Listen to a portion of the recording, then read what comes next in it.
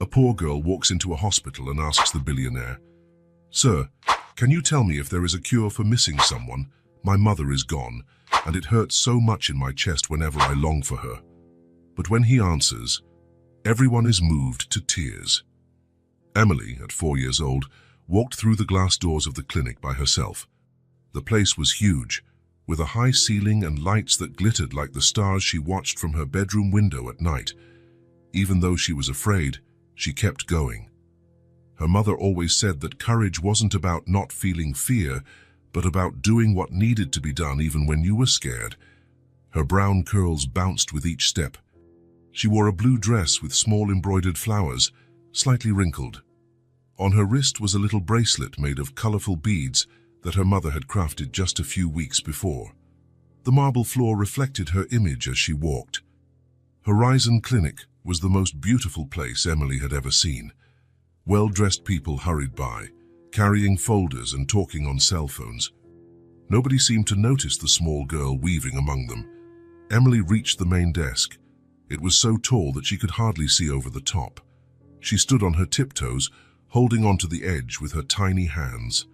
A man in a dark suit had his back turned, organizing some papers. His hair was perfectly combed, not a single strand out of place.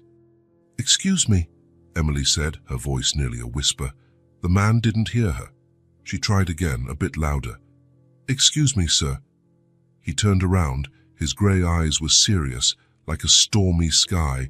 He had a handsome face, but it looked as if he'd forgotten how to smile a long time ago. "Can you tell me if there's a cure for missing someone?" Emily asked, her high-pitched voice echoing in the suddenly silent space. "My mum is gone, and my chest hurts so much when I miss her."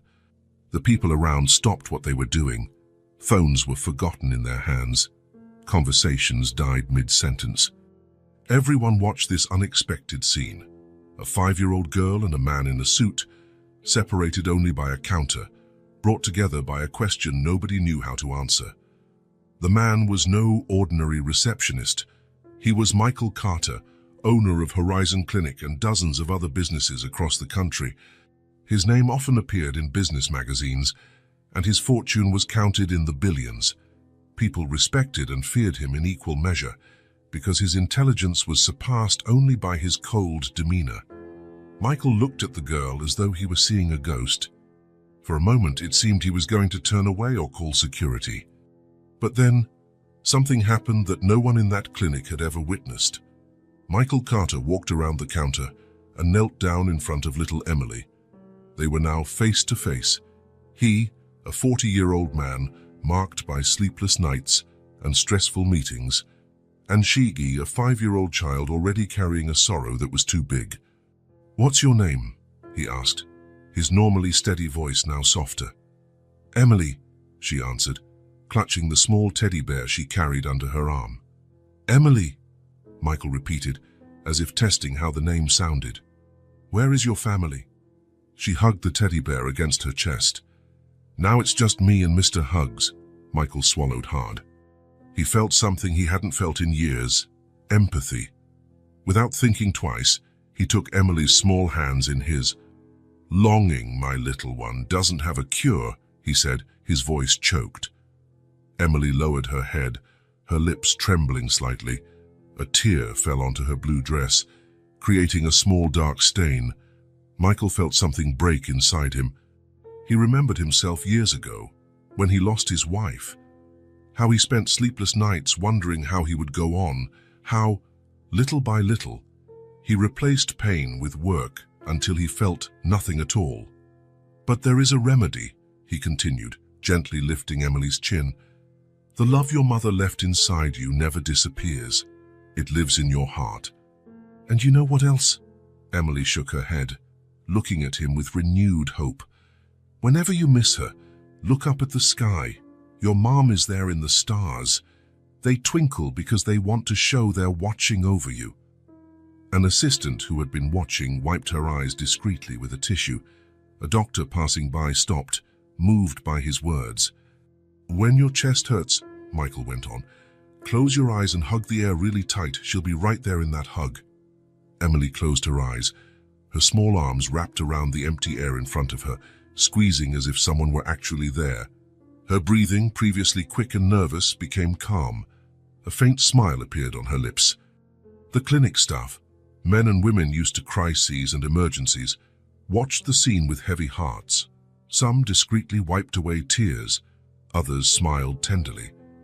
They all knew they were witnessing something rare, a moment of pure humanity. Michael felt something wet on his own face. He touched his cheek and realized he was crying. He, who hadn't shed a tear since his wife's funeral, was crying now in front of strangers, in front of employees who had always seen him as a man of steel. In that moment, he wasn't billionaire Michael Carter.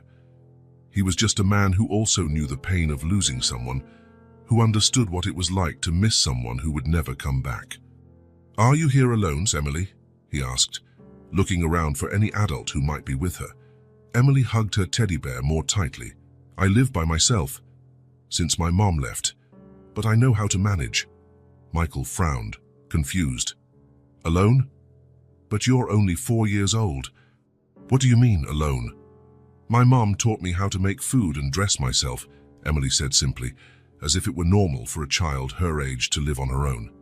"There's a lady who comes by sometimes, but she's sick now." Michael couldn't believe what he was hearing. A 5-year-old child living alone. It was impossible, dangerous, and illegal.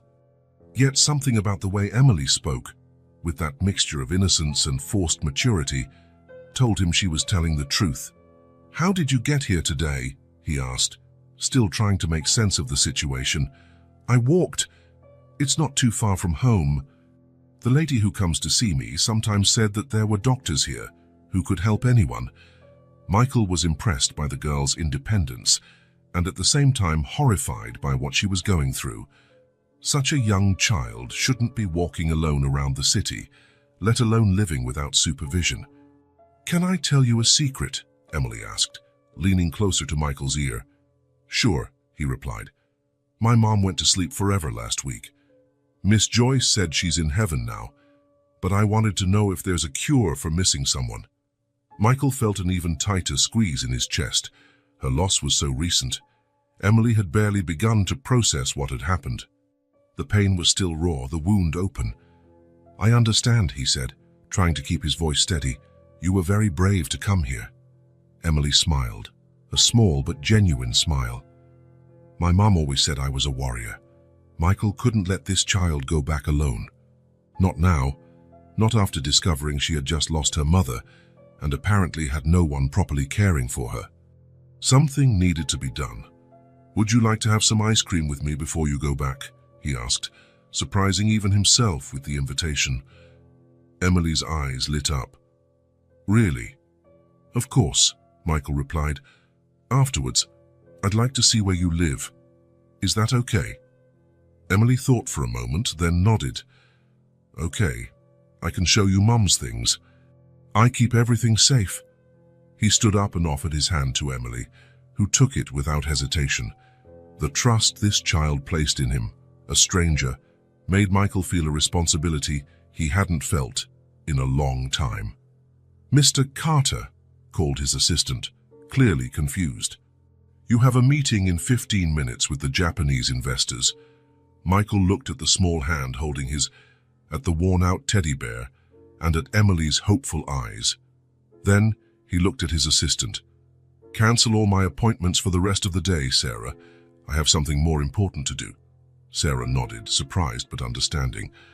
In 8 years working for Michael Carter, she had never seen him cancel a meeting. She had never seen him cry. She had never seen him smile the way he did now, looking at that little girl.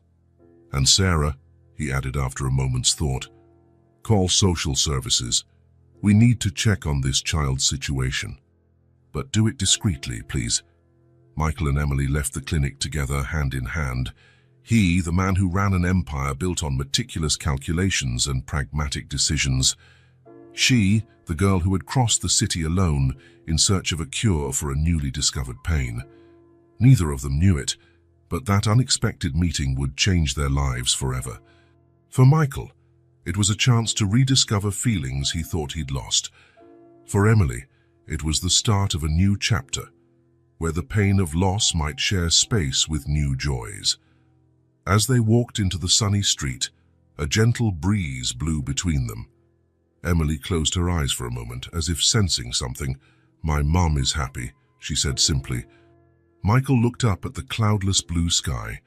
For a moment, he allowed himself to believe it was true, that Emily's mother was watching them, that perhaps it wasn't a coincidence that this girl had come into his clinic exactly when he was there, exactly when he had started to wonder if his life had any purpose beyond accumulating money and power.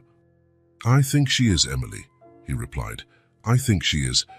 And for the first time in years, Michael gave a genuine smile.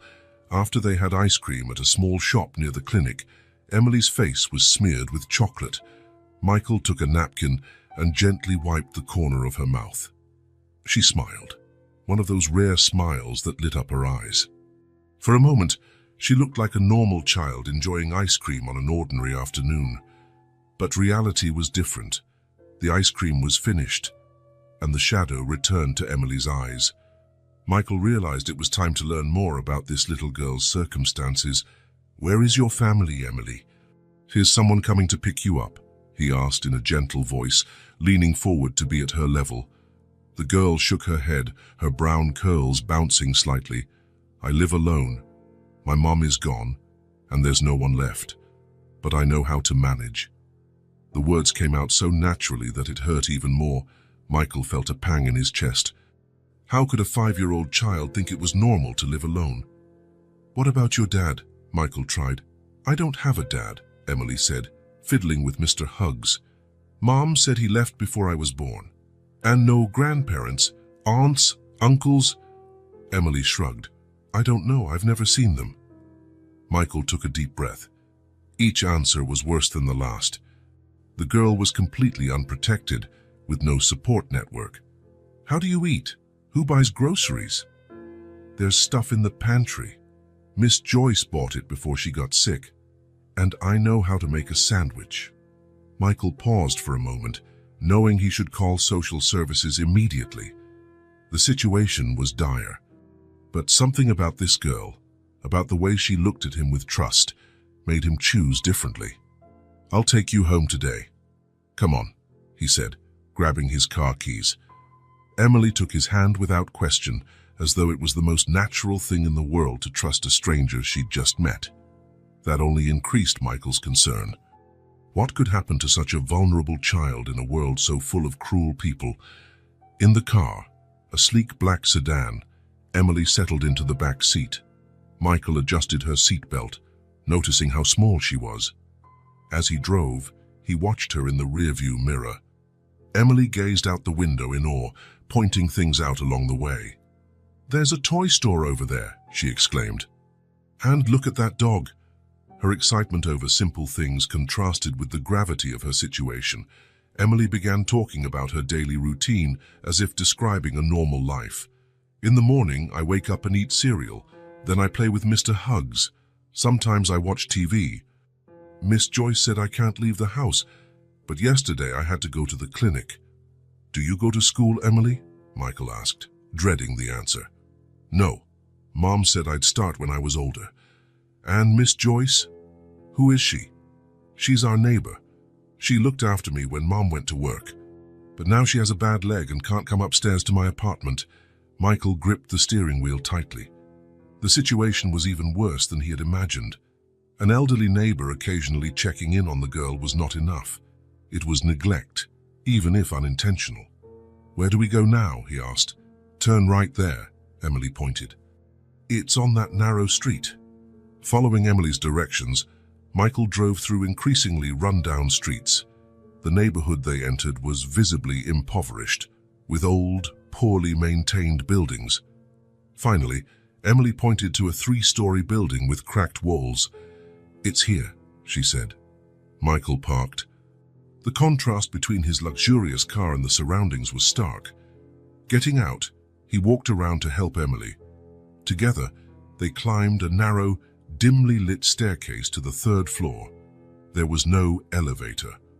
"Apartment 302, Emily said, pointing to a door at the end of the hallway. She took a small key from her dress pocket.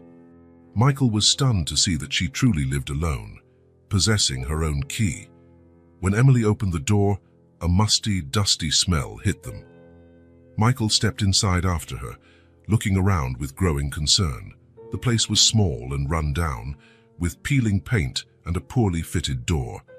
Inside there were few pieces of furniture, a table with 2 chairs, a torn sofa and an old TV. There were no decorations, toys, or anything that might make the space welcoming for a child. Emily walked naturally around the space, as if she didn't notice how sad it was. She pointed to a worn-out mattress in the corner of the living room. "That's where I sleep," she said simply. Michael felt a lump in his throat. The mattress lay directly on the floor, with only a thin sheet and a frayed blanket. Next to it was a small cardboard box with a few carefully folded clothes. "Where did your mom sleep?" he asked. "Right here with me." "We slept together." Michael walked into the tiny kitchen. The refrigerator was nearly empty, except for some milk close to its expiration date and a few apples. In the cupboard, he found some instant noodles and crackers.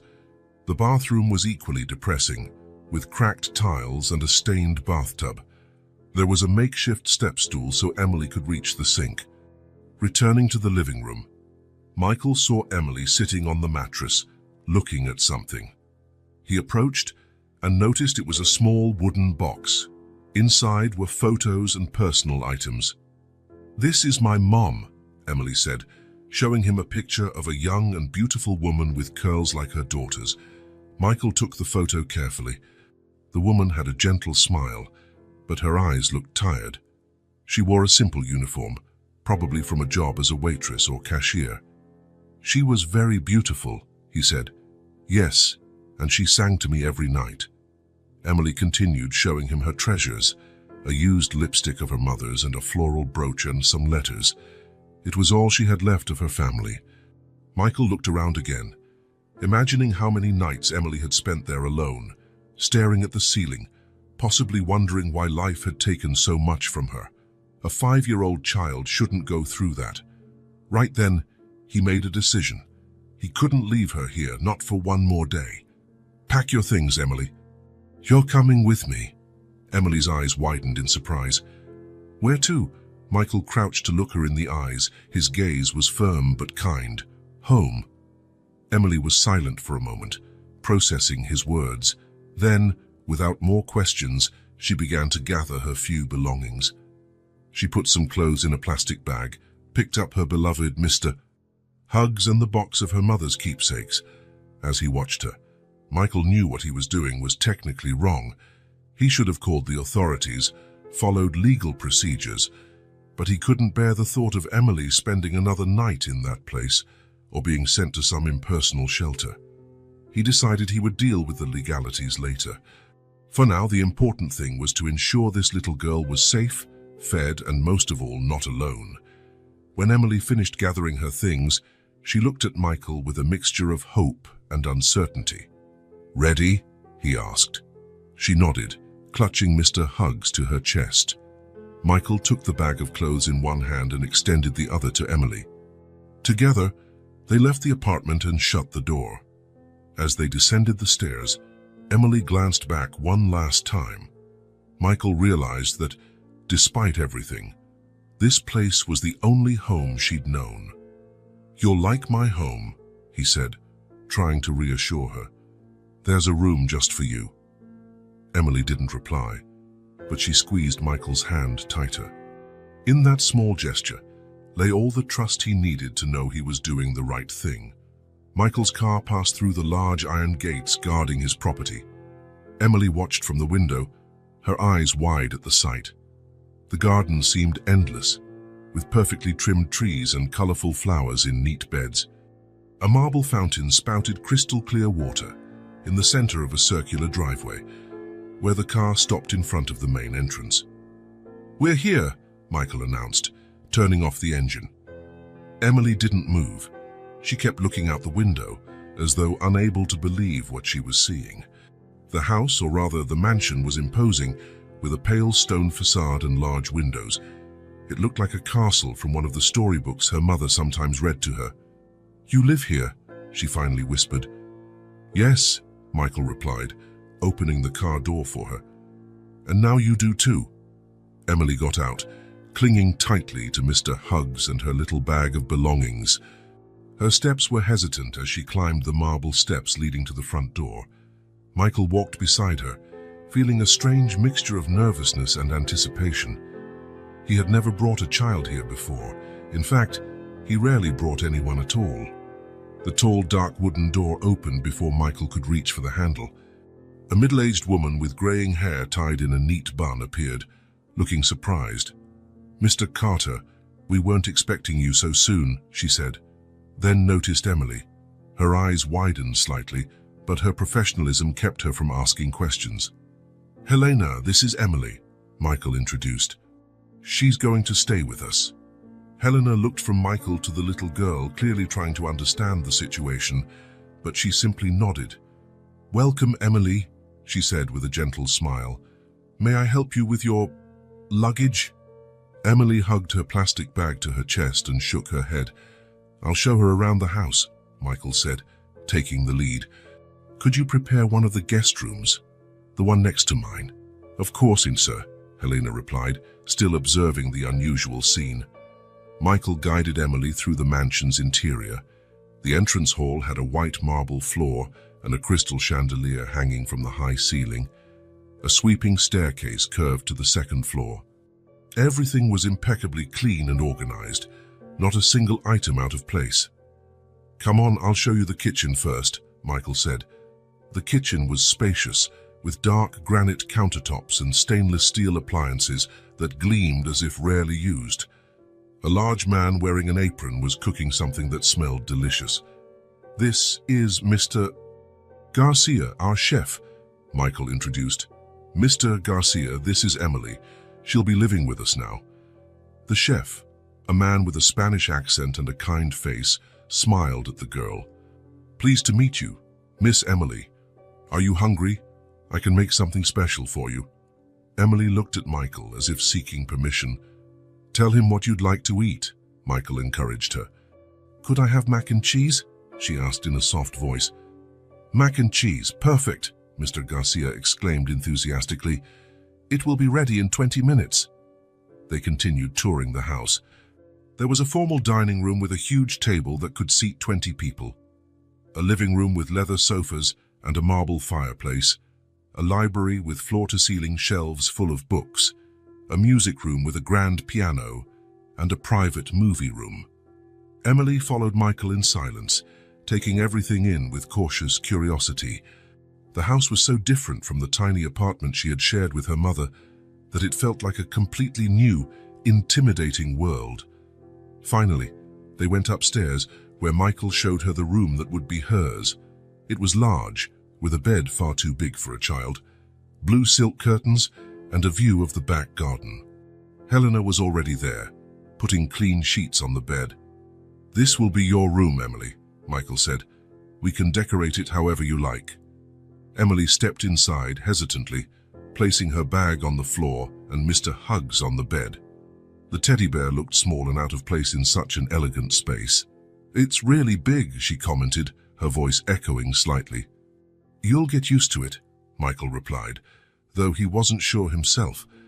He had never really gotten used to the mansion's size and emptiness. Helena finished making the bed and approached Emily. "If you need anything, just call me, sweetheart," she said. "My name is Helena. I take care of Mr. Carter's home." Emily nodded timidly. "Thank you. Dinner will be ready soon," Helena said before leaving, casting one last curious glance at Michael. Once they were alone, Michael suddenly felt insecure. What was he supposed to do now? How did one take care of a child? He had no idea, but he knew he couldn't let her return to that dismal apartment, alone with her memories and her pain. "Do you want to take a bath before dinner?" he asked, recalling the grim state of her old bathroom. Emily agreed. Michael showed her the ensuite bathroom with its large tub and modern shower. He left clean towels for her and stepped out so she could bathe in privacy, waiting just outside in case she needed help. While he waited, he picked up his phone and called his lawyer. "Harold, I need you to find information about a woman who recently passed away. Her daughter's name is Emily, 4 years old.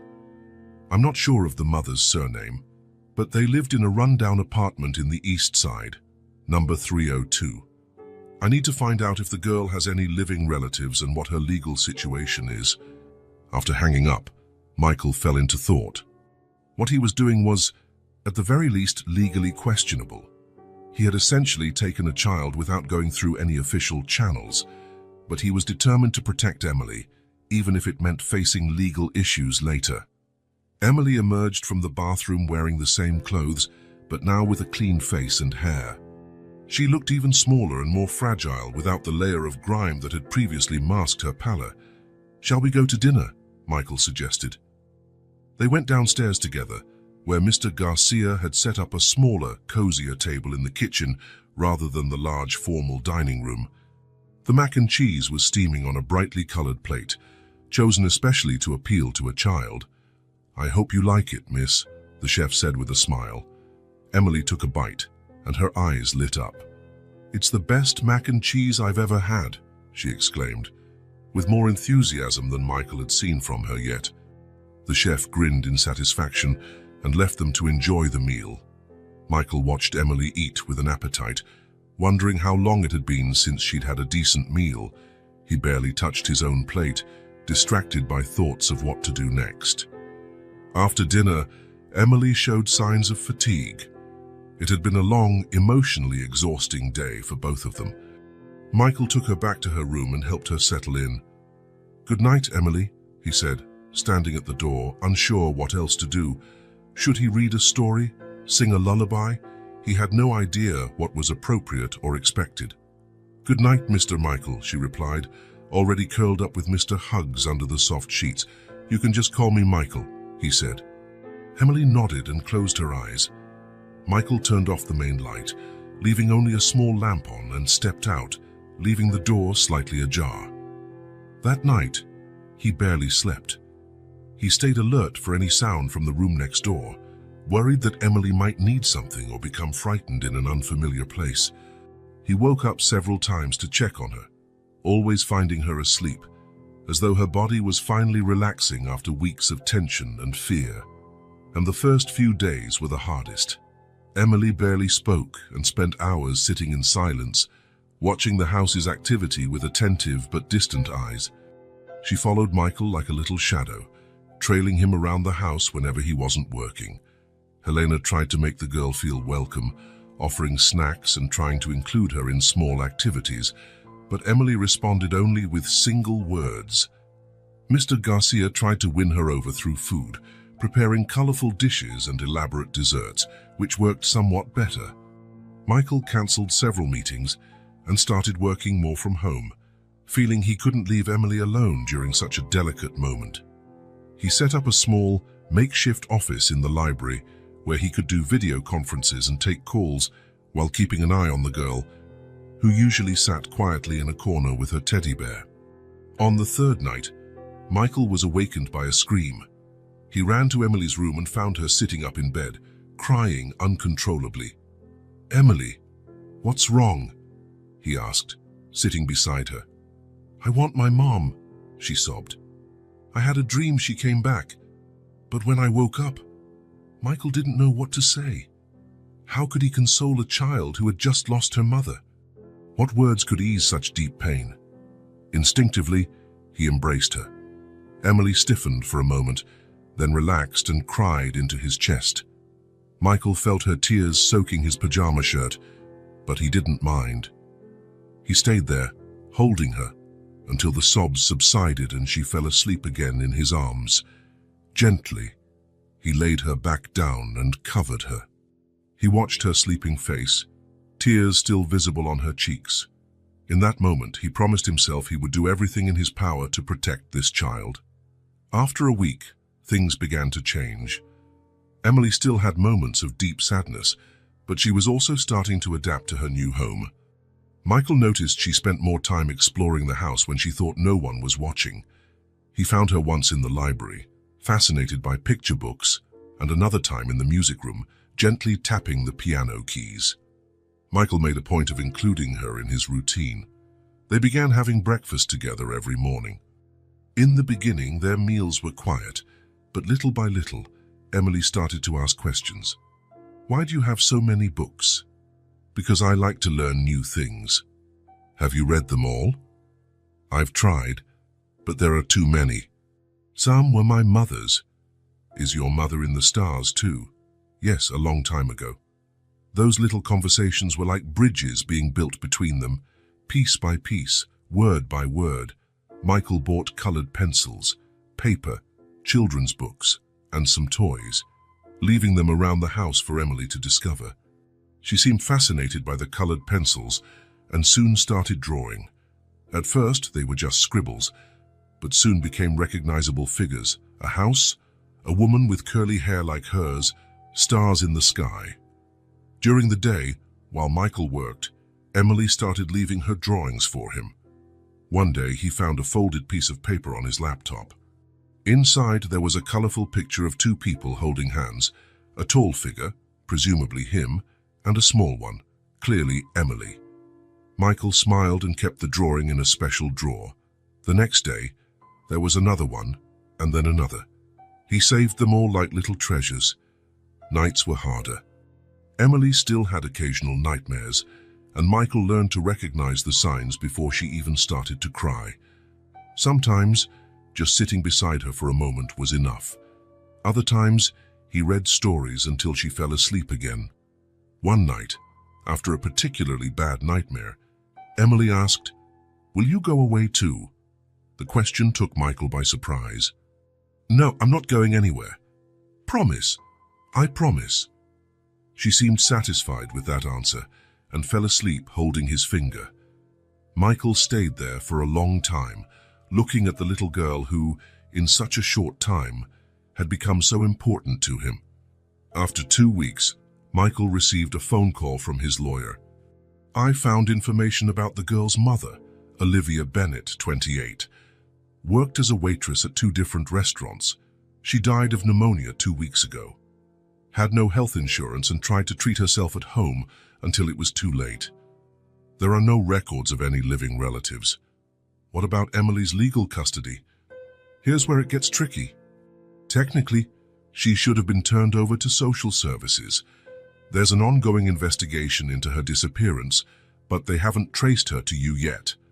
A neighbor, Joyce McMillan, reported she occasionally cared for the girl, but she was hospitalized when the mother died. Michael felt his stomach twist. "What can I do?" "Legally, you should inform the authorities immediately, but..." The lawyer hesitated. "If you're considering adoption, I can start on the paperwork. It's going to be complicated, given how you initially took her in, but not impossible. You have resources and influence, which helps." "I'll have to cover some tracks." Michael looked through his office door, seeing Emily in the next room, absorbed in drawing. In the past weeks, she had begun to smile more and talk more. She had regained some color in her cheeks. He couldn't imagine handing her over to strangers now. "Do whatever it takes. I want to adopt her officially." "Understood. I'll get it started. Meanwhile, I suggest keeping a low profile." After hanging up, Michael joined Emily in the other room. She looked up from her drawing and smiled at him, a small smile, still shy, but real. "Look what I made," she said, showing him a drawing of the mansion with several smiling figures. Michael, Chu, Helena, Mr. Garcia, and herself, all holding hands in front of the house. "It's beautiful, Emily," Michael said, feeling a surge of affection. "Is this our family?" she asked with that direct innocence only children have. Michael hesitated for just a second. "Yes, it's our family." The days passed, and little by little a routine was established. Michael rearranged his work schedule to spend more time with Emily. In the mornings, they had breakfast together. Then he worked while she played or drew nearby. In the afternoons, they usually strolled through the garden, where Emily's curiosity about the plants and insects kept growing. Helena noticed the change in her employer's behavior. The serious, distant man who rarely stayed home now seemed to find joy in small things, teaching Emily to count stars at night, showing her how flowers opened in the morning, reading bedtime stories. The house, once too large and empty, came to life. Colorful drawings were pinned to the refrigerator, toys were sometimes scattered in the living room, and the sound of a child's laughter echoed in the corridors.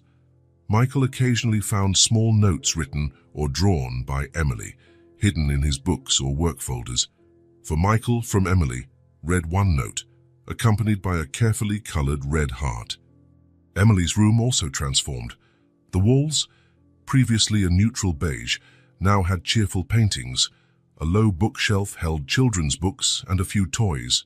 The bed that was too big was replaced with a smaller one, more suited to her size, with star-patterned sheets. Mr. Hugs gained new friends, a stuffed rabbit, a purple elephant, and a doll with curls like Emily's. Michael found himself thinking less about work and more about how to make Emily smile. When he had to travel on business, he limited the trips as much as possible and called several times a day to talk to her. In his city office, he now kept a framed photo. Him and Emily in the garden, both smiling at the camera, hands clasped together. His co-workers noticed the change. "You seem different," his vice president commented during a meeting. "More relaxed." Michael only smiled. How could he explain that his priorities had completely changed? That board meetings and acquisitions that once seemed so crucial were now just tasks to finish so he could go home, where a 5-year-old girl had probably drawn something new or learned a new word she wanted to share.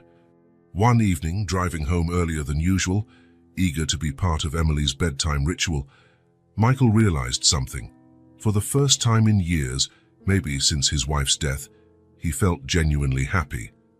Not the fleeting happiness of closing a good deal or buying something expensive, but a deep, steady kind of happiness. Emily had filled a void in his life he hadn't even realized existed. That small girl, with her ability to find joy in the simplest things, had taught him to see the world with new eyes.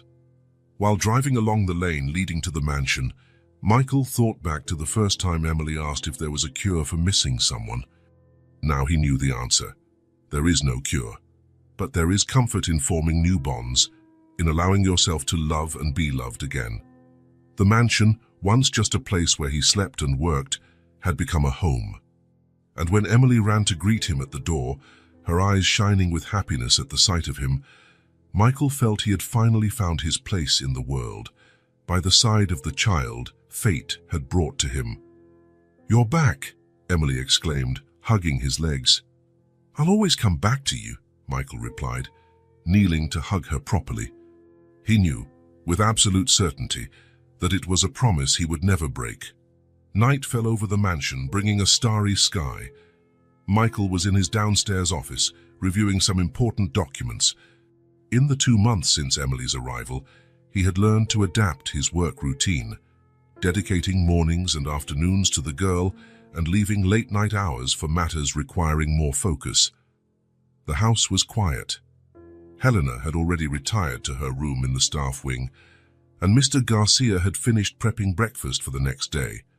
Michael cherished these peaceful moments, knowing Emily was sleeping safely upstairs. Their nightly routine had gone as always: dinner together, a bath, a story, and finally, a goodnight kiss. Emily had fallen asleep quickly, hugging Mr. Hugs, surrounded by her new plush friends. Michael rubbed his tired eyes and glanced at the clock. It was past midnight. He decided it was time to wrap up work and go to bed. He was gathering his papers when he heard it. A sharp, desperate scream cut through the mansion's silence. "Mom! Mom!" Michael jumped up, knocking over his chair, and sprinted upstairs. The screams continued, each more anguished than the last. His heart pounded as he took the steps 2 at a time. In Emily's room, he found her sitting up in bed, eyes wide in terror, her face red and wet with tears. She screamed and sobbed, arms outstretched as though trying to reach someone. "Emily!" Michael called, rushing to her. "I'm here, it's okay." The girl didn't seem to hear him. Her eyes were open, but she wasn't seeing him. She kept calling for her mama, stuck somewhere between dream and reality. "Mum, don't leave, please don't leave me alone," she sobbed. Michael sat on the bed and gently touched her shoulder. She shuddered, and finally her eyes seemed to focus on him. "Michael?" she asked, her voice trembling and confused. "Yes, it's me." "You had a nightmare." Emily looked around, seeming to recognize where she was. Then her little face crumpled with a new wave of grief, and she threw herself against Michael's chest, crying bitterly. "I saw my mom," she sobbed. "She was here. Then she started leaving. I ran and ran, but I couldn't catch up. She got farther and farther away." Michael wrapped his arms around her, feeling her small body shake with each sob. He didn't know what to say. How could he comfort a child who dreamed of the person she loved most, the one she'd never see again?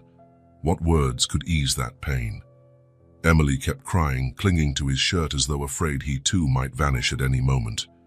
"I wish so much she could come back," she murmured through her tears. "Why can't she come back?" The question broke Michael's heart. He had asked himself the same thing so many times after his wife died. Why couldn't there be miracles? Why did some people have to leave forever? "I know, sweetheart," he said softly, stroking Emily's curls. "I know." She lifted her tear-streaked face to look at him. "Did you wish your mom would come back too?" Michael hesitated. Over the years, he rarely spoke of his own losses, but Emily needed to know she wasn't alone in her pain. "Yes," he answered. "And also my wife, Sarah. She went to the stars, just like your mom." Emily's eyes widened slightly. "You had a wife?" "I did. She was very kind and beautiful. You would have liked her. She can't come back either." "No. Sometimes, when people go to the stars, they can't return. But that doesn't mean they stop loving us. They go on loving us from there."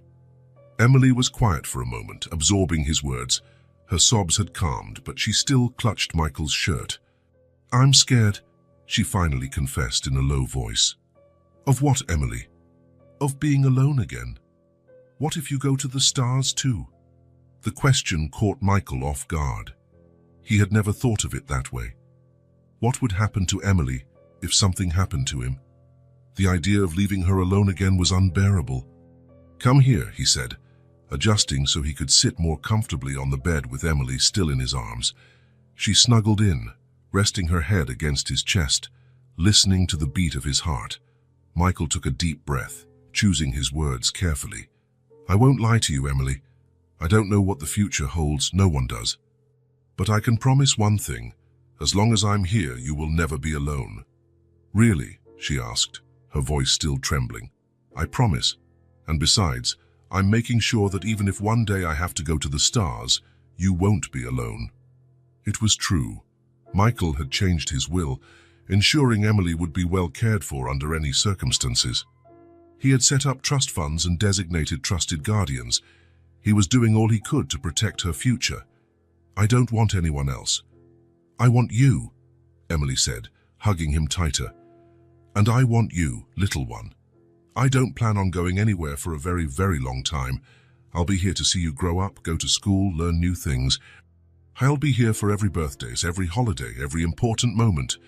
Emily sighed, seeming calmer. "Can I sleep with you tonight?" she asked timidly. "Of course you can." Michael rearranged the pillows and covered Emily with the comforter. She snuggled against him, holding Mr. Hugs with one hand and gripping Michael's shirt with the other. "Tell me a story," she requested, her eyes already heavy with sleep. "What kind of story would you like?" "A happy one." Michael thought for a moment. "I'll tell you the story of a very brave princess who lived in a castle. She was small, but she had a heart bigger than the whole world." Emily smiled, recognizing herself in the story. Gradually, her breathing grew calmer and more rhythmic. Michael continued speaking even after she had fallen asleep, as if the words could protect her from nightmares. He looked at her sleeping face and felt a surge of love and protectiveness so intense it almost hurt. In just 2 months, Emily had become the center of his world. The thought of seeing her suffer was unbearable.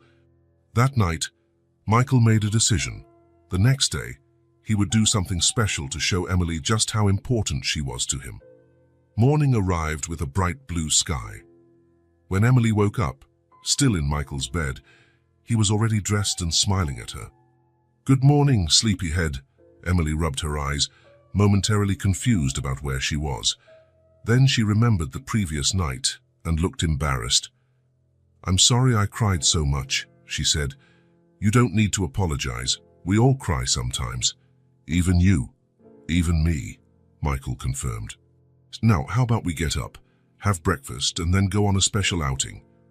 Emily's eyes lit up. "We're going out. Where?" "It's a surprise." After a hearty breakfast prepared by Mr. Garcia, Michael and Emily left. Instead of the usual car with a driver, Michael chose to drive his own convertible. Emily sat in the back, secured in a special child seat. She giggled every time the wind blew her curls around. "Where are we going?" she asked for the third time. "You'll see," Michael replied, smiling into the rearview mirror. They drove for about half an hour until they reached an upscale shopping center. Emily took in the sights with fascination as they walked inside. Bright stores, well-dressed people, soft music playing overhead. Everything was new and exciting to her. Michael led her straight to a specific store on the second floor. In the window, various stuffed animals of all sizes and colors were displayed, with a sign that read, "Build your own friend." Emily's expression upon realizing where they were was priceless. Her eyes went wide, and a huge smile lit up her face. "We're going to make a stuffed animal?" she asked, bouncing with excitement. "Not just any stuffed animal," Michael said. "You can choose whatever you want and personalize it however you like." A friendly young store attendant approached them. "Welcome to Dream Factory. Looking for a new friend today?" "Yes," Emily exclaimed, still bouncing. "Can I really pick anyone?" "Of course you can, sweetie. Come on, I'll show you our options." Michael watched as Emily carefully examined every animal available: bears, bunnies, cats, dogs, elephants, giraffes. After much deliberation, she chose a little white puppy. "This one," she declared, holding up the unstuffed puppy. The next step was to fill the animal. Emily helped the attendant, stepping on a pedal that operated the stuffing machine. Then came the most special part, a small fabric heart to be placed inside the puppy. "Before we put the heart in, you have to make a wish," the attendant explained. "Close your eyes, hold the heart close to yours and think of your wish." Emily squeezed her eyes shut, pressing the tiny red heart to her chest. Her lips moved silently as she made her wish. Michael felt a lump in his throat, wondering what she was wishing for. At last, Emily opened her eyes and carefully placed the heart inside the puppy. The attendant stitched the animal closed and handed it to her. "Now for the fun part, choosing clothes and accessories for your new friend." Emily looked at Michael, as if asking permission. "Pick anything you like," he said. The next half hour was spent selecting an entire wardrobe for the little puppy. A blue hoodie, a pair of jeans, shoes, a cap, and even a tiny backpack. When everything was ready, the attendant filled out a birth certificate. "What's your new friend's name?" she asked. Emily thought for a moment. "Hope," she finally answered. "His name is Hope." Michael smiled, understanding her choice. Hope. Exactly what Emily needed. "It's a perfect name," he said. After paying, they left the store with Emily proudly holding her new friend. Michael suggested they have lunch at the mall, and Emily eagerly agreed. They sat in a cozy restaurant where the girl insisted that Hope have his own seat at the table. Throughout lunch, Michael watched Emily interact with the stuffed puppy, talking to it, showing it things, adjusting its clothes. It was the first time since he'd met her that he saw her so genuinely happy, free of the sadness that usually shadowed her eyes. "Thank you, Michael," she said suddenly, looking at him seriously. "No one's ever given me a present like this." Michael felt his heart ache. How many simple things had Emily never experienced? How many childhood joys had been denied her? "Hope is special," Emily continued, "because he has a heart with a wish inside." "What did you wish for?" Michael asked, curious. Emily looked down, suddenly shy. I wished that you would never go away. That we could stay together forever. The words hit Michael like lightning. He swallowed hard, fighting back the emotion welling up in his throat. That's a very beautiful wish, Emily. Will it come true? She asked, looking at him with those big, hopeful eyes. Michael reached across the table and took Emily's little hand in his. I'll do everything I can to make it happen. The smile Emily gave him then was worth more than all his fortune. At that moment, under the restaurant lights, with a stuffed puppy named Hope between them, Michael fully understood what it meant to love someone more than yourself. On the drive home, Emily fell asleep in the back seat, hugging Hope. Michael glanced at her in the rearview mirror from time to time, marveling at how this small child had transformed his life. The fear Emily had expressed the night before, of being alone again, was a fear he too understood well. The difference was that now they had each other, and Michael would do anything to protect this new bond, this unlikely family they had formed. When they arrived home, he gently lifted the sleeping Emily from her seat, taking care not to forget Hope, and carried her inside. Helena opened the door, smiling at the sight. Seems like your outing was a success, she said, noticing the new toy. It was perfect, Michael replied, heading upstairs with his precious bundle. He laid Emily on her bed, placed Hope beside Mr. Hugs, and covered her tenderly. Before leaving, he leaned in and kissed her forehead. You will never be alone again, Emily, he whispered. I promise. Early morning sunlight streamed through Emily's curtains, painting golden patterns on the floor. She was still asleep, hugging her two faithful companions, Mr. Hugs, worn by time and love, and Hope, the white puppy who still looked new despite rarely leaving her arms. The alarm on the nightstand read 6:28. In exactly 2 minutes, it would go off with a gentle melody, but, as on most mornings, the door opened softly before it could chime. Michael tiptoed into the room, already dressed in his navy blue robe. He turned off the alarm before it rang and observed Emily for a moment. Her sleeping face was peaceful, showing no signs of the nightmares that used to plague her in the early months. Her brown curls fanned across the pillow like a tiny halo. This was his favorite time of day, those few seconds of peace before the world awoke, when he could simply watch the child who had transformed his life. Emily, he called softly, sitting on the edge of the bed. Time to wake up, sweetheart. Emily mumbled and rolled over, hugging Hope tighter. Michael smiled. This early morning reluctance was part of their routine now. Come on, sleepyhead. Mr. Garcia is making chocolate chip pancakes. One eye opened, intrigued. With strawberry syrup, she asked in a still sleepy voice. And whipped cream, he confirmed. Emily sat up in bed, rubbing her eyes. Good morning, she said, flashing a drowsy smile. Good morning, princess. Did you sleep well? She nodded, lifting her arms for their morning hug, another ritual they had created. Michael embraced her, inhaling the familiar scent of children's shampoo. 4 months had passed since Emily came into his life. 4 months of discoveries, challenges, and above all, a happiness Michael never imagined feeling again after his wife's passing. The routine they had built together was reassuring for both, giving Emily a sense of security and giving Michael new meaning.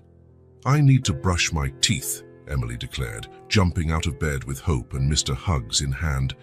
Don't forget to comb your hair too, Michael reminded her, smiling as she dashed into the bathroom.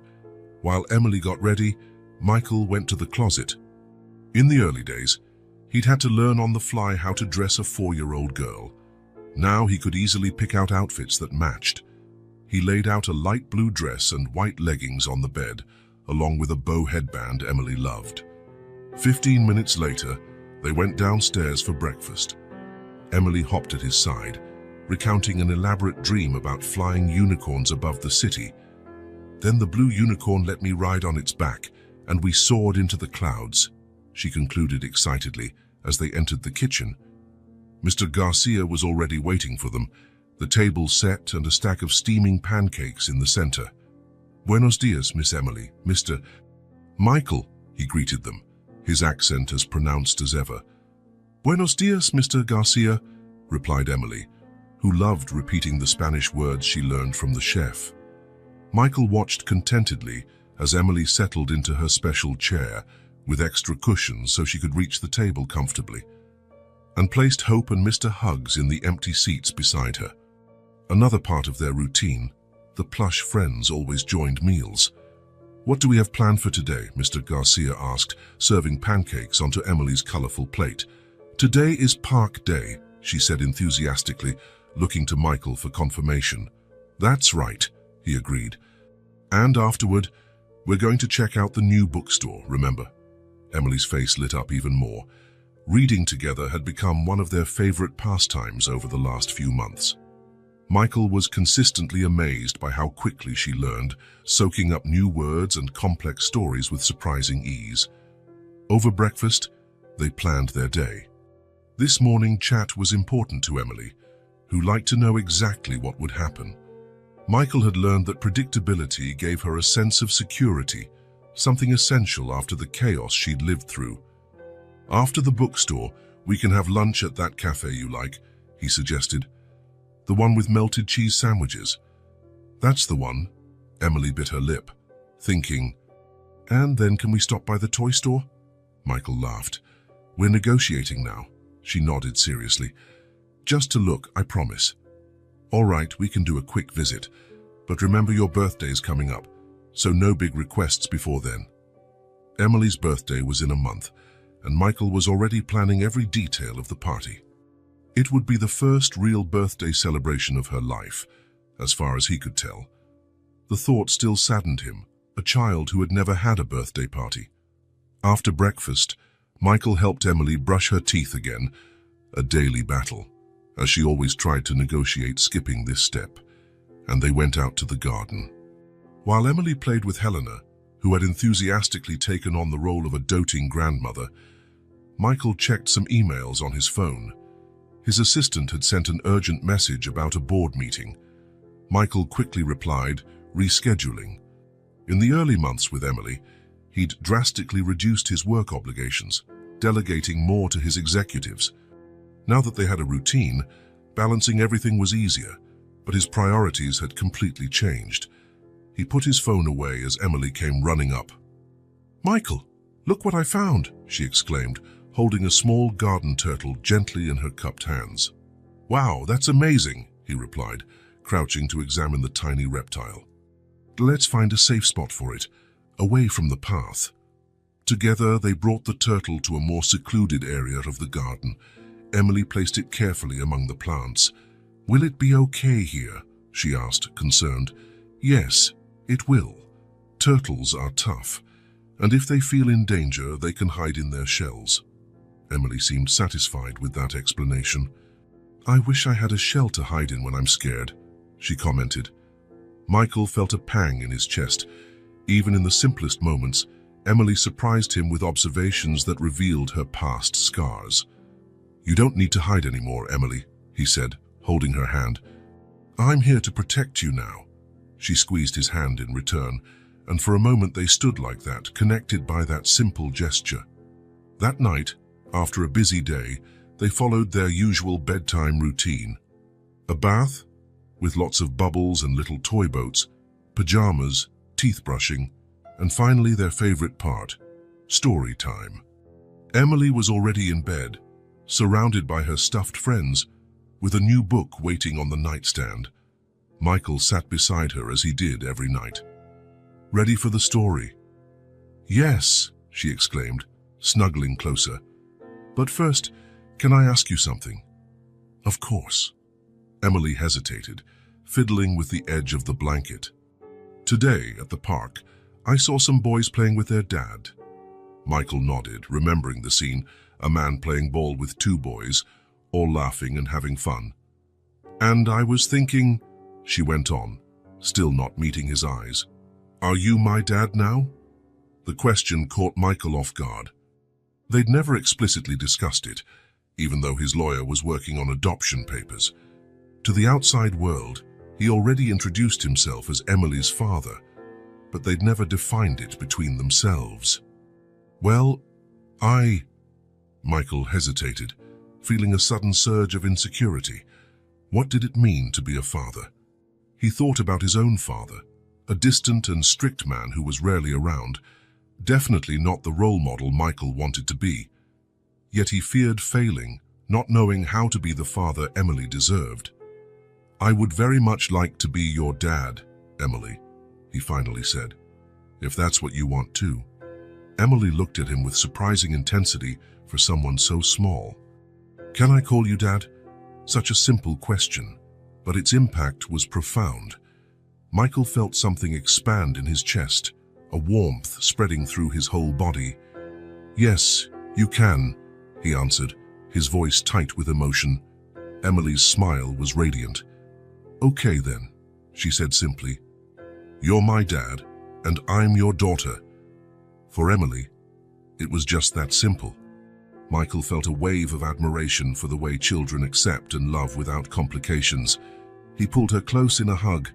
"I love you, Dad," she murmured against his chest. It was the first time she'd said it. Those words, so simple yet so powerful, penetrated every defense Michael had built over the years. "I love you too, daughter," he replied, kissing the top of her head. When he finished reading the bedtime story, Emily was already asleep. Michael stayed by her side for a few more minutes, thinking about the conversation they had just had. Being called Dad was both terrifying and wonderful. He felt completely unprepared, yet somehow it was the role he was meant to play. Stepping out, he found Helena in the hallway. "She's asleep," the housekeeper asked with a smile. "Like an angel," Michael said. "Helena, do you think I'm doing the right thing?" The woman, who had known him for over a decade, placed a comforting hand on his arm. "I've never seen you happier, Mr. Carter, and I've never seen that girl safer. Sometimes families form in the most unexpected ways." Michael nodded, grateful for her simple wisdom. "She called me Dad today," Helena smiled. "And that's exactly what you are. Maybe not by blood, but by choice, and that is even more meaningful." Later, in his office, Michael reviewed some documents his lawyer had sent. The adoption process was moving forward, but there were still hurdles. The way he had brought Emily home initially complicated things. However, the lawyer was optimistic. Michael's financial stability, reputation, and Emily's obvious well-being worked in their favor. He looked at the framed photo on his desk, him and Emily in the garden, both smiling. Before she arrived, his desk held only documents and a laptop. Now it had photos, drawings, small notes written in a child's scrawl. His entire life had changed. The phone rang, interrupting his thoughts. It was his assistant, reminding him of an important video conference scheduled for the next day. "I need to reschedule," Michael said. "Tomorrow is Emily's annual checkup with the doctor." There was a pause on the other end. "Sir, that meeting has been on the calendar for weeks. It's about the merger with Tech Corp." Before Emily, Michael would have cancelled any personal commitment for a meeting of that magnitude. The merger involved millions in new business. But now, "My daughter's health comes first," he said firmly. "Rearrange it for Thursday." After hanging up, Michael realized just how much his life had changed. His values, his priorities, even the way he saw himself in the world. Everything was different now. And he didn't miss the old life. The solitary existence focused solely on business and money now seemed hollow.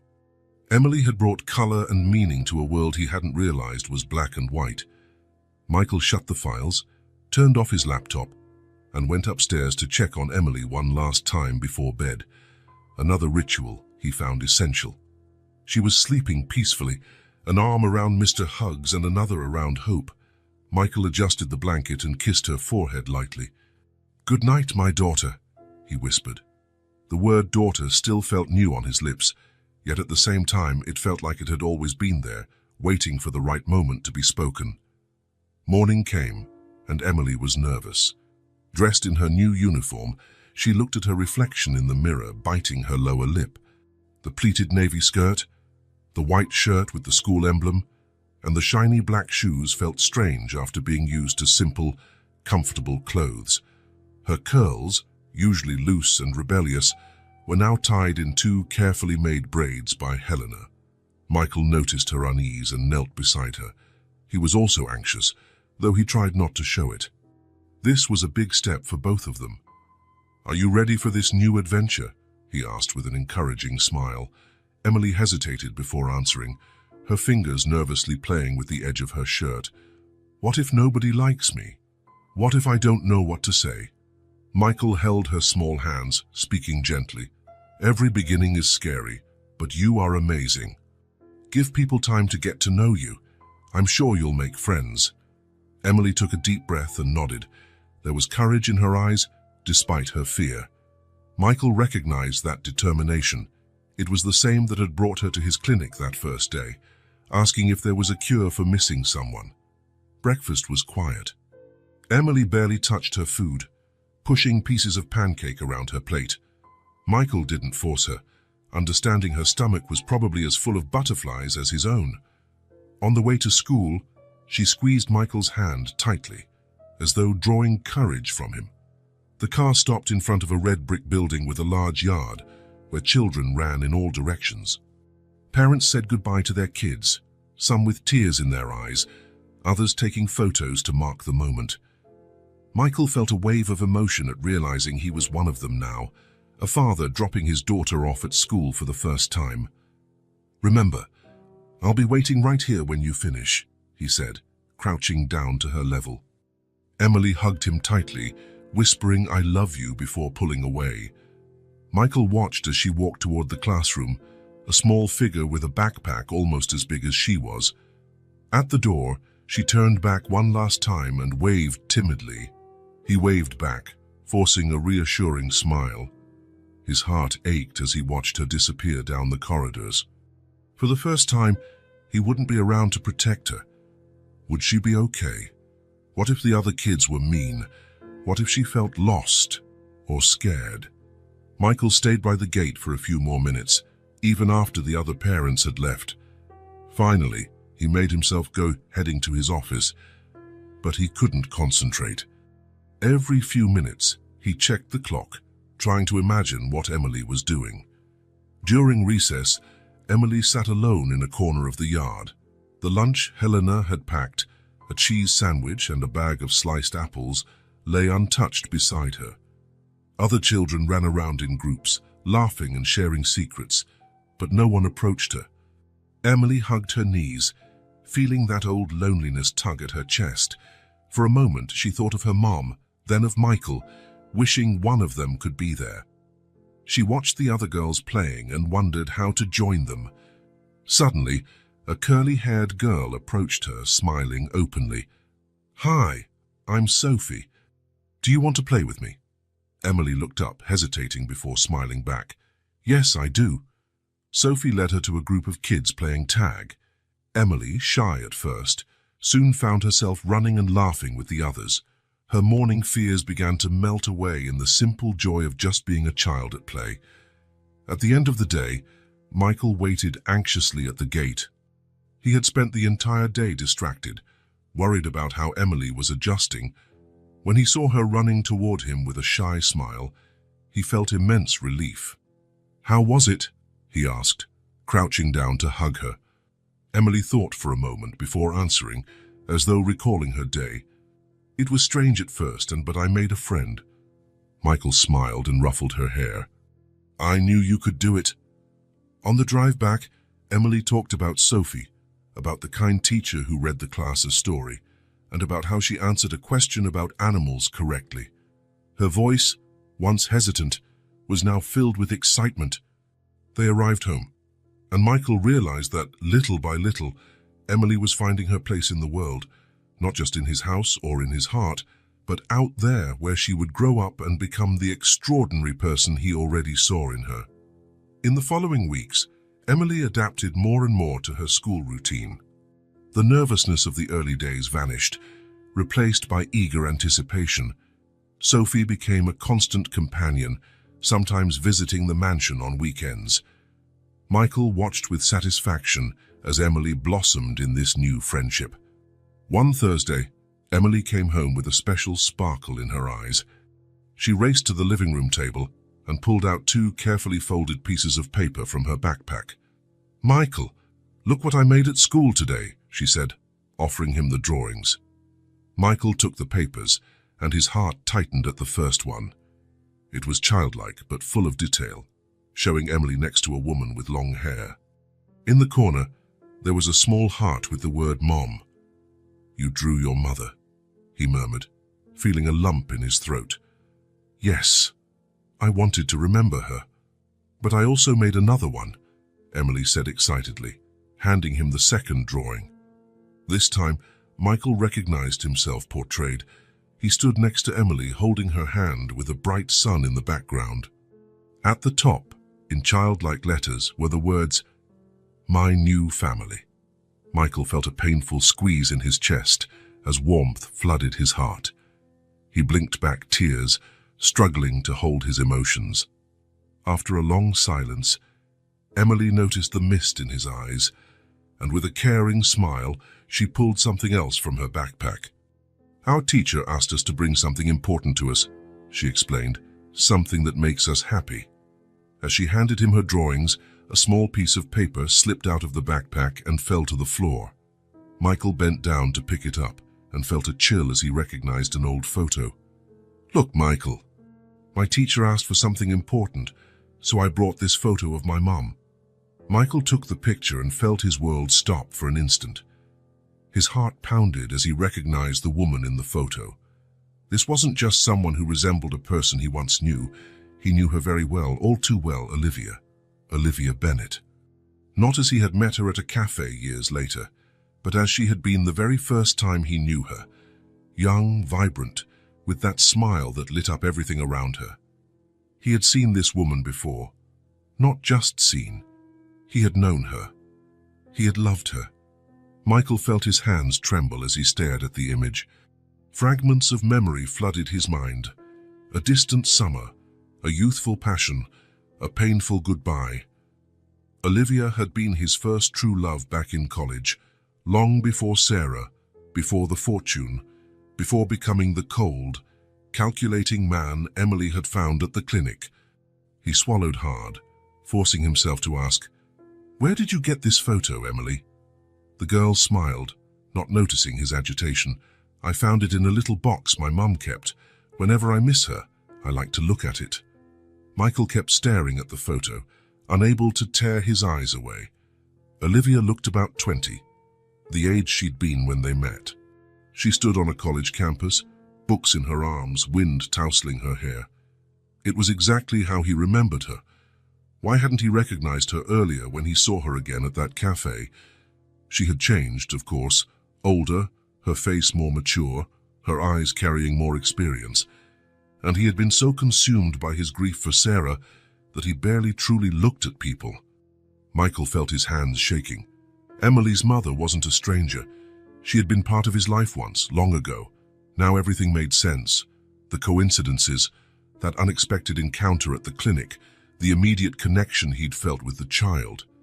Michael looked at Emily, who was watching him expectantly with large, curious eyes, those eyes so much like Olivia's. How had he not noticed? "Michael, did you know my mom?" Emily asked, noticing something in his expression. He took a deep breath, struggling to process it all. How could he explain that Olivia had been his first love, that they had shared dreams and plans before life tore them apart? "Yes, Emily," he finally said. "I knew your mum." Emily's eyes widened, both surprised and curious. "Can you tell me about her?" Michael glanced one more time at the photo before looking at Emily. He knew nothing would be the same after this. This revelation changed everything, or perhaps explained everything. "Let's sit," he said, pointing to the sofa. Emily sat down, clutching her mom's photo to her chest, her eyes never leaving Michael's face. "I met your mom a long time ago," he began, choosing his words carefully. "When we were both college students." "You studied together?" Emily asked, surprised. "Yes, I studied business and she studied literature. We met in the library. I was frustrated trying to find a book, and she helped me." Michael closed his eyes briefly, letting the memories return, Olivia among tall shelves, reaching for the exact book he needed, her smile when she asked if he needed help reading it too. "Your mom was extraordinary," he continued, opening his eyes. "Smart, kind, full of dreams. She wanted to be a writer. Did you know that?" Emily shook her head, absorbing every word as if soaking up a precious story. "She wrote stories for me, but she never said she wanted to be a writer. She had real talent. She wrote poems and short stories that were wonderful. Everyone said she would be published someday." Michael remembered Olivia's notebooks filled with words that flowed like music, stories that transported him to other worlds. Nights spent listening to her read her work aloud, amazed by her talent. "Were you two dating?" Emily asked with childlike bluntness. Michael hesitated but decided that honesty, though simplified, was best. "Yes, for a while we were 20, full of dreams and plans." "What was my mom like back then?" Emily asked, looking again at the photo. Michael smiled, letting the memories flow freely now. "A lot like you, actually. Curious, brave, always ready to help others." Her laughter, it was contagious. It could light up a whole room. "Like mine?" Emily asked hopefully. "Exactly like yours," Michael confirmed, recognizing for the first time the identical ring of laughter. Emily's laughter, so rare at first but increasingly frequent now, was a carbon copy of Olivia's. "What happened? Why did you split up?" The question was difficult but inevitable. Michael sighed, wondering how to explain adult complexities to a child. "Sometimes, even when people love each other, their lives take different paths," he began. "I was determined to build my company from scratch. I worked all the time, not leaving much room for anything else." What he didn't say was how selfish he'd been, how he'd prioritized ambition over everything, including love. How Olivia had tried to make him see there was more to life than material success, and how he'd been too stubborn to listen. "Your mum wanted to travel, explore the world, gather experiences for her writing. We had different dreams, and they weren't compatible at that time." Emily nodded, as though she perfectly understood adult relationships. "Did you fight?" "Not exactly. It was more of a sad goodbye. We knew we couldn't hold each other back from what we wanted." Michael recalled that final day, the long hug, the silent tears. "You'll regret this one day, Michael," Olivia had said. "Trading moments for money, love for success." She had been right. It took years, losing Sarah, and finding Emily for him to truly understand what Olivia had tried to teach him. And then, "You never saw each other again." Michael hesitated again. Should he mention their brief reunion in that cafe?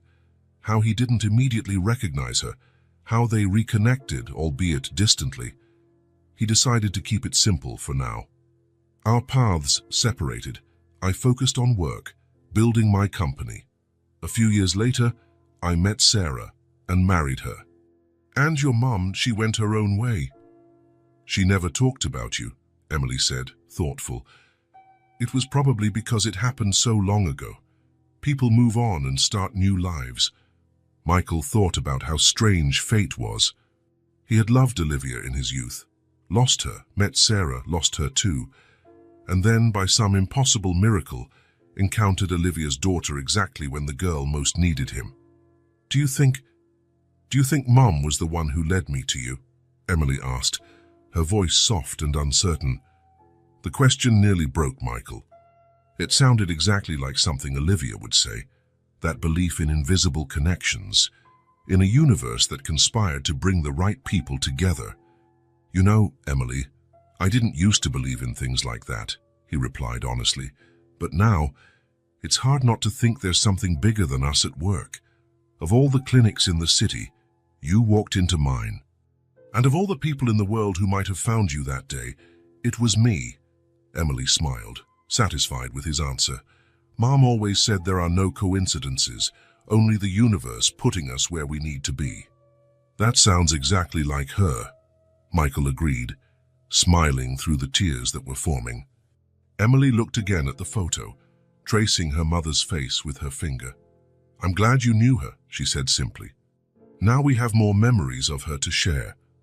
Michael hugged Emily, feeling a whirl of emotions, guilt for not recognizing Olivia when he saw her again, sadness for all the missed opportunities, but also gratitude for the present moment, for this amazing child in his arms, Olivia's living legacy.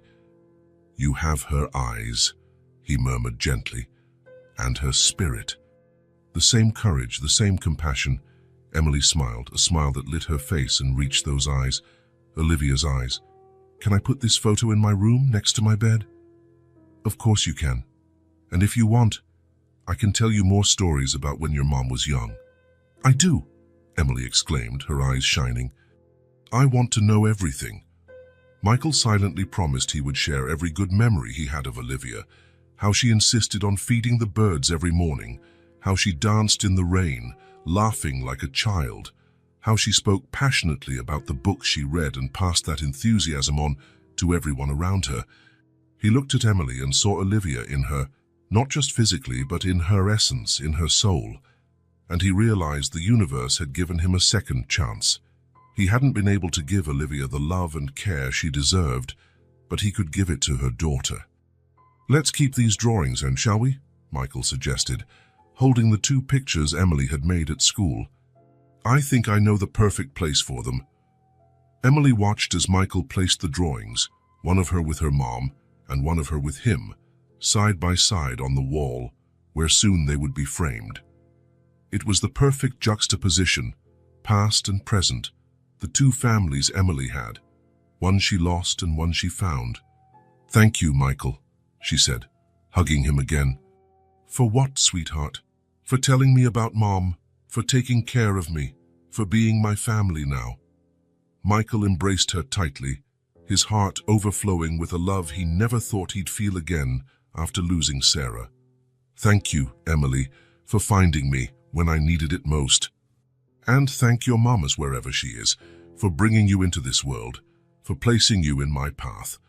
Evening fell over the mansion, wrapping it in a deep blue blanket sprinkled with stars. Michael remained in his office, the soft lamp lighting the documents scattered across his desk. These were reports from his attorney, Harold Duss, about Emily's adoption process. 6 months had passed since the little girl came into his life, and legal hurdles kept popping up. The way he had brought Emily home, without following official protocols, had complicated matters. Investigations into her disappearance, the search for any relatives who might claim custody, interviews with social workers who questioned whether a single, workaholic man was fit to raise a child. Harold was doing his best, using Michael's influence and resources to speed up the process, but uncertainties remained. The judge overseeing the case was known for his strictness, and the next hearing, scheduled for the following week, would be decisive. Michael pushed the documents aside, feeling the weight of possibly losing Emily. How had they come to this? How had this little girl, initially just a temporary responsibility, become so vital to his existence? His thoughts were interrupted by a soft sound at the door. "Michael," a hesitant voice called. "Are you busy?" Emily stood in the doorway, her curls still damp from a bath, wearing star-patterned pajamas. She held Mr. Hugs in one arm and Hope in the other. Her big eyes, ever observant, took in the papers on the desk. "I'm never too busy for you, Princess," he replied, pushing back his chair and opening his arms. Emily ran to him, climbing onto his lap with an ease that suggested daily habit. She snuggled against his chest, the scent of her children's shampoo mingling with the office's wood and paper smell. "You looked sad," she said, glancing at the documents. "Is it because of those people who came today?" Michael nodded slightly. The social worker had made a routine visit that afternoon, observing his interactions with Emily, asking questions, taking notes. Although he'd tried to hide his worry, Emily was too perceptive not to notice. "It's just some grown-up stuff," he tried to reassure her. "Nothing you need to worry about," Emily frowned, unconvinced. "It's about me, isn't it?" she insisted. "That lady with the glasses asked if I was happy here, if you took good care of me." Michael couldn't help but smile. Emily was only 5, but she sometimes seemed much older, picking up nuances most kids would miss. "What did you tell her?" The truth, Emily said, as if it were obvious, that you're the best dad in the world, that Helena makes the best cookies, that Mr. Garcia tells funny stories while he cooks, and that I have a room full of books and toys, and that Sophie comes to play with me, and— You told her all that, Michael interrupted, genuinely surprised. Of course. Emily paused, her face suddenly serious. They want to take me away, don't they? The direct question caught Michael off guard. He had tried to shield Emily from the legal complications, but he should have known she'd figure it out. No one is going to take you away, he answered firmly, though his heart clenched at the possibility. I'm handling it. Emily studied his face for a moment, looking for signs he was just trying to comfort her. Promise. I promise. Appearing satisfied, she snuggled closer. Can I stay here with you until you finish your work? Of course you can, Michael said, kissing the top of her head. They sat in companionable silence for a while. Emily absent-mindedly played with the buttons on his shirt while he stroked her hair, lost in thought. Michael, Emily's voice was now drowsy. Yes? I love you. 3 simple words, yet they never failed to pierce Michael's heart. Emily had started saying them a few weeks ago, usually before bedtime or during quiet moments like this. I love you too, Emily. More than I can ever say. She smiled and closed her eyes, apparently content with his answer. Within minutes, her breathing was slow and steady. She'd fallen asleep in his arms, safe and secure. Michael remained still, watching her sleeping face. How was it possible to love someone this much? Even with Sarah, he hadn't felt this exact kind of love, one that was both protective and vulnerable, strong and fragile. Carefully, he stood, cradling Emily. She didn't stir, completely at peace. He carried her to her room, laying her gently in bed, making sure Mr. Hugs and Hope were within reach. For a long moment he stood there, simply looking at her.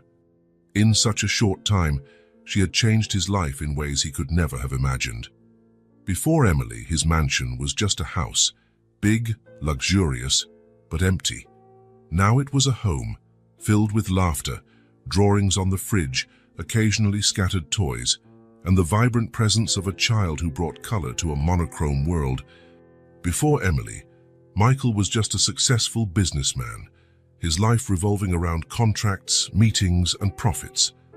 Now he was a father, someone who read bedtime stories, knew the names of cartoon characters, kept a meticulous calendar of school events and doctor appointments. Most surprising of all, he loved this new life. He didn't miss the late solitary nights in the office, the endless business trips, the oppressive silence of his empty house. How had he lived like that for so long? Returning to his office, Michael looked again at the documents. His attorney had been clear. The judge was hesitant. Michael needed to prove he was a suitable father, emotionally as well as financially. Maybe we should think of a plan B, Harold had suggested that afternoon by phone. Arrange a marriage of convenience, perhaps. Judge Harmon is quite traditional. He might look more favorably on a complete family. The suggestion had angered Michael. A fake marriage, using someone as a pawn in a legal battle. That kind of cold manipulation had characterized his life before Emily. The kind of thinking he no longer wanted. No, there had to be another way. Michael sat at his desk and called Harold. Sorry for the late hour, he said when the lawyer answered. But we need to talk. I want to change our strategy. For almost an hour, Michael outlined his plan. They would no longer rely on his money and influence to tiptoe around legal issues. Instead, they would face them head-on.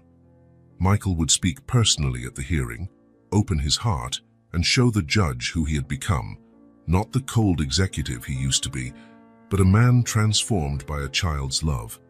It's risky, Harold cautioned. If the judge isn't moved, then at least I tried being honest, Michael finished. That's what I owe Emily. After hanging up, Michael stayed up a few more hours, drafting what he would say in court. It was past 3 in the morning when he finally went to bed, but he felt lighter, more determined. Whatever the outcome, he would fight for his daughter until the end. The courtroom felt imposing and cold on that Wednesday morning. Michael, dressed in his best suit, sat beside Harold at the defense table. On the other side were the state prosecutor and the social worker who had visited his home multiple times. Emily wasn't present. Michael insisted that she stay home with Helena. He didn't want her to endure the stress of a legal hearing, even if the outcome was in their favor. Judge Harmon, a middle-aged man with graying hair and a stern expression, entered. Everyone rose in respect, and the session began. During the first hour, Harold laid out the legal arguments, detailing how Michael had provided a stable, loving environment for Emily, how his financial status would ensure education and exceptional opportunities, and how all the technical requirements for adoption had been met. The state prosecutor countered, emphasizing the irregular way Michael had taken Emily in, the lack of immediate contact with official channels, and especially questioning whether a single, former workaholic man could handle the emotional demands of raising a child. Then came Michael's turn to speak, and he stood up, feeling the weight of all the hopes and dreams riding on this moment. He had rehearsed a speech, but upon meeting the judge's eyes, he decided to speak from his heart instead. "Your Honor," he began, his voice steadier than he expected, "I know I didn't follow the usual path. I know I should have contacted the authorities the day Emily walked into my clinic, a 4-year-old girl asking if there was a cure for missing someone." Michael paused, recalling that first encounter as vividly as if it had just happened. "But at that moment, I didn't see a case for the authorities. I saw a child in pain who desperately needed help. And when I found out she was living basically alone, I couldn't just walk away." He described how in the following months, Emily changed his life, how he learned to be a father by making mistakes, fixing them, and growing alongside her, how he discovered a capacity for love he didn't know he possessed. "Before Emily, I was an incomplete man. I had success, I had money, but I had no purpose. She gave me that. She showed me what really matters." Michael felt the swell of emotion in his voice, but let it flow. "Your Honor, I know you must do what's best for Emily, and I respect whatever decision you make. But please consider this. Emily has already lost one family. Don't make her lose another." Judge Harmon, who had maintained a neutral expression, leaned forward slightly. "Mr. Carter, what do you have to say about the allegations that your work schedule is incompatible with raising a child?" "I can show you my calendar from before and after Emily came into my life," Michael answered promptly. "I've reduced my workload by more than 60%. I've delegated responsibilities, reorganized my company. My priorities have completely changed. Today, my career exists to support Emily's future, not the other way around." "And what about the absence of a maternal figure?" the judge pressed. Michael considered his reply. "Emily has Helena, our housekeeper, who's taken on a role almost like a grandmother. She has Sophie, her best friend, whose mother is frequently at our home. She has her teacher, Mrs. Martinez, who encourages her and guides her. Emily is not lacking positive female role models." He paused. "But more importantly, Your Honor, Emily has love. A lot of it." The hearing continued for a few more minutes, with some additional questions. Finally, the judge announced he would retire to deliberate and return with his verdict in an hour. Michael waited in the courthouse corridor, his heart pounding, unable to sit still. Harold tried to reassure him, saying his statement was compelling, but Michael barely heard him. For the past 6 months, Emily had become the center of his world. The possibility of losing her was unthinkable. When the judge returned, the courtroom felt even quieter and more tense. Michael felt his hands tremble slightly. This was the moment of truth. Judge Harmon looked directly at Michael as he spoke. "Mr. Carter, I'll admit I was initially inclined to deny your adoption request. The way it all happened is, at best, irregular." Michael felt his heart sink. "However," the judge continued, "over the years I've served in this court, I've learned to recognize sincerity when I see it. And you, Mr. Carter were sincere today. The judge glanced at some papers on his desk before proceeding. Reports from Emily's school show a well-adjusted, happy child. Statements from your housekeeper, your chef, and even Sophie's parents describe a healthy, loving family environment. And the social worker, despite her initial reservations, acknowledges that Emily is thriving under your care. Michael hardly dared to breathe, waiting for the final verdict. Therefore, it is my decision to grant your adoption request. From this moment forward, Emily Bennett is officially Emily Carter, your daughter in the eyes of the law, as she already was in your heart. Relief washed over Michael like a wave, almost overwhelming him. He murmured his thanks, unable to form more coherent words. Harold patted his back, smiling broadly. "Congratulations, Dad," he said. "Dad." Officially, legally, completely Dad. Michael felt tears sting his eyes. It was real. Emily was his daughter. No one could ever take that away from him. Leaving the courthouse, Michael looked at the bright blue sky and thought about Olivia, his youthful love, and how fate had reconnected them through Emily. He thought about Sarah, who had taught him how to love unconditionally before leaving too soon, and he thought about Emily, who had given him purpose just when he'd started to lose hope. He couldn't wait to get home and share the news with her. When Michael pulled up at the mansion, Emily was already waiting by the entrance, hopping anxiously next to Helena. Her eyes searched his face, trying to guess the outcome of the hearing. Michael got out slowly, wearing a solemn expression. He walked up the steps where Emily stood and knelt down to her level. "Emily," he began seriously. "Yes," she replied, her voice small, her eyes wide with apprehension. Michael held the solemn look for another second, then broke into a huge smile. "From today on, your name is Emily Carter, and I am officially your dad." Emily's face lit up like the sun. She let out a joyful squeal and leapt into Michael's arms, hugging him with all her strength. "We did it! We did it!" she repeated, half laughing, half crying. Michael lifted her in his arms, spinning around as they both laughed and cried at once. Helena watched with tears in her eyes, while Mr. Garcia emerged from the house, drawn by the commotion, a broad smile on his kind face. "I think this calls for a celebration, yes," said the chef, clapping his hands excitedly. "I'll prepare a feast." Evening turned into an impromptu party. Sophie and her parents were invited, as well as Harold and a few close friends of Michael. The large dining table, usually so formal, was decorated with colorful balloons and a banner handwritten by Emily, "Best Dad in the World." Throughout the celebration, as everyone chatted happily, Michael watched Emily tell guests how she was now officially a Carter. His heart overflowed with joy and gratitude. In a quieter moment, Emily climbed onto his lap like she often did. "Dad," she said, testing the word with a smile. "My dad." "Forever," Michael answered, kissing her forehead. Emily was silent for a moment, thoughtful. "Do you think Mom is watching? Up in the stars?" Michael looked at the night sky through the window. He thought of Olivia, who always believed the universe connected people who were meant to be together. "I'm sure she is, sweetheart, and I'm sure she's very happy for us." Emily smiled, satisfied, and returned to the party. Michael remained seated for a few seconds longer, taking in the scene. His once empty house was now brimming with life and love. His life, once focused on chasing success, was now rich with priceless moments like this. The road hadn't been easy, and there would still be challenges ahead.